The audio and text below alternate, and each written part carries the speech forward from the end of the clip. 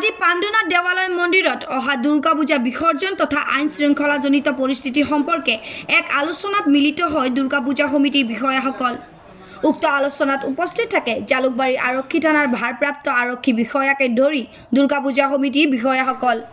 প্ৰতিখন দুৰ্গা মণ্ডপত CCTVৰ ব্যৱস্থা কৰিব লাগিব এই বিষয়ে গুৰুত্বপূৰ্ণ আলোচনা কৰা হয় যাতে পূজাৰ দিনকেইটাত অপ্ৰীতিকৰ ঘটনা নঘটে।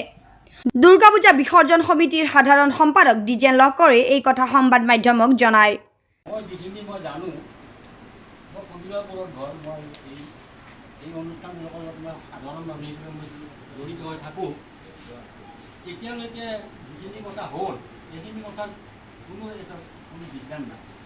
মুখ্যমন্ত্ৰীক মাতি পেলাই আমি অনুষ্ঠানটো যেতিয়া কৰিব মাতিম, এইটো তেওঁ নিজৰ সমষ্টি, নিজৰ ঘৰ, তেওঁ নিশ্চয় এইটো না নকৰে।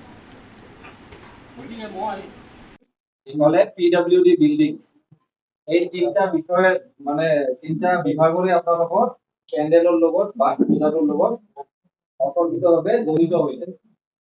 যদি আমি APDCL কথা কওঁ, আমি বহুতখিনি ইলেক্ট্ৰিচিটি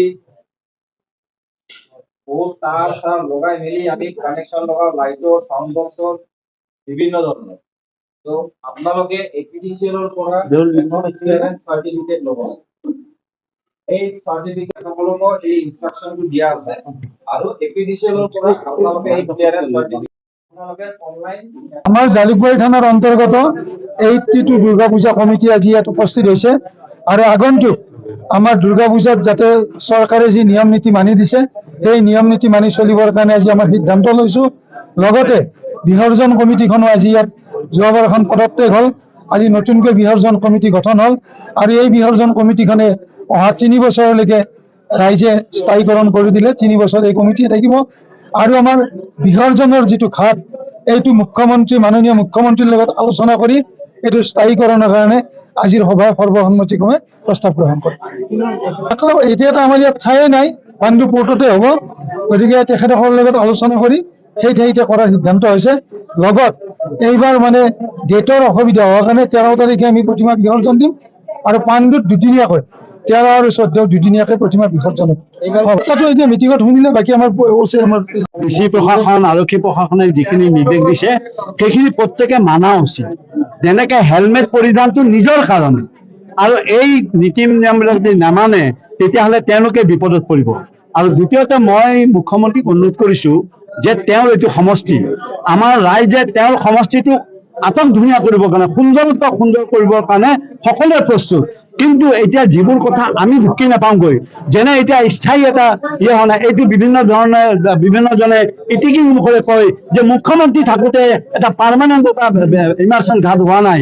আৰু তাৰ উপৰি এই যে আমাৰ ডিজে লগাই, এইটো একো ডাঙৰ কথা নাই মুখ্যমন্ত্ৰীৰ কাৰণে। ডিজে যোনে বজাই তেওঁক একো ক'ব নালাগে, যোৱাৰ ডিজে আছে তেওঁক কৈ দিলে হ'ল যদি আমি এইটো এৰেষ্ট কৰোঁ তেতিয়াহ'লে তোমাৰ গোটেইখিনি বাজেয়াপ্ত কৰা হ'ব, লাইটিং বাজেয়াপ্ত কৰা হ'ব। যেনেকে মূৰ্তি বিক্ৰীৰ ৰূপত বনালে শিল্পীক ক'লে হৈ গ'ল আপুনি যদি বিক্ৰীৰ ৰূপ কৰে তেতিয়াহ'লে শিল্পী আপোনাৰ আমি বন্ধ কৰি দিম। সেইকাৰণে মই মুখ্যমন্ত্ৰীক অনুৰোধ কৰিছোঁ যে আপোনাৰ গোটেইখিনি সকলোৱে আপোনাক ভাল পায়, অসমৰ ৰাজ্যত 2-এটা ব্যতিক্ৰম হ'লেও পূৰ্ণাংগ হিচাপে সকলোৱে ভাল পায়। সেইবিলাক আপোনাক অনুৰোধ কৰিছোঁ, আপোনালোকৰ সমষ্টি আপুনি সুন্দৰভাৱে এইটো কৰি কেনে সকলোৰে মনত আনন্দ দিয়ক।